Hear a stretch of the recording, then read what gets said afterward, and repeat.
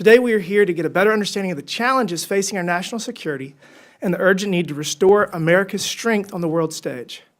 Over the past 4 years, we've seen a series of policy failures that weakened our global standing, undermined national security, and emboldened our adversaries.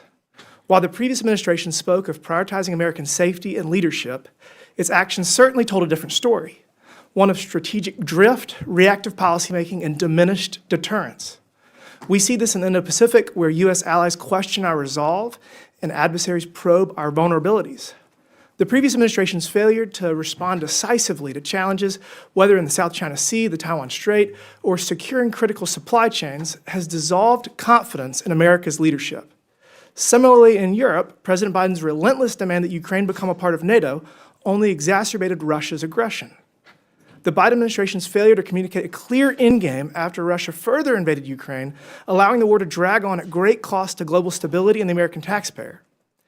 In nearly 3 years, the U.S. allocated $124.9 billion in security assistance to Ukraine. To put this in perspective, the U.S. spent nearly $89 billion in security assistance in Afghanistan over 20 years. I cannot help but be concerned about the speed at which funds are being allocated and whether they are being used effectively. Even though we support Ukraine against invasion by Russian forces, it is critical that we ensure accountability and strategic oversight of our financial support to reach objectives that benefit the U.S. national interest. Unconventional threats in the digital domain continue to reveal our vulnerabilities. Nation states and criminal organizations engage in cyber espionage and attacks against critical infrastructure. The GAO has consistently named cybersecurity as a threat year after year on its high-risk list. Despite decades of warnings, the failure to prioritize this vulnerability continues to jeopardize our national security. The lack of urgency with which the prior administration approached these vulnerabilities put American businesses and citizens at risk.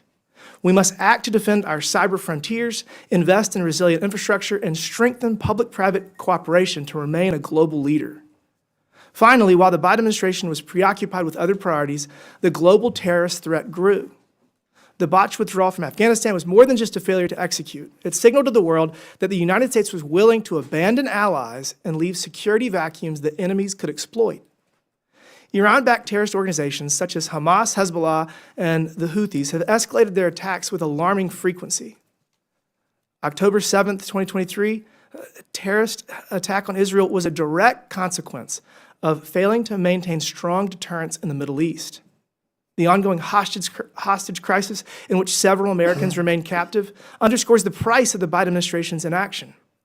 The Trump administration has already demonstrated decisive action in securing the release of American hostages, leveraging strong diplomatic pressure and strategic negotiations. In contrast, the Biden administration's approach was slow and reactive, leaving U.S. citizens in Gaza and elsewhere in prolonged danger with little tangible progress. At home, we cannot ignore the security risks posed by an unsecured southern border. Since 2021, nearly 400 known or suspected terrorists have been apprehended crossing into the country illegally, and those are only the ones who we caught. Luckily, President Trump has made a priority to restore border security. After rapid action on day one, we are already seeing results. In just the first 20 days of the Trump administration, illegal border crossings decreased by over 90%, according to the U.S. Border Patrol. President Trump's strong leadership, reinstating the Remain in Mexico policy, canceling unlawful parole programs, resuming border wall construction, and deploying 10,000 U.S. troops to enhance border security have all helped to reduce the threat at the border. President Trump is undoing the crippling policies of the Biden administration and returning the globe to peace through American strength. Congress must support President Trump's efforts to restore deterrence, modernize defenses, and reaffirm our commitment to an American-first national security posture. I look forward to hearing from our witnesses today.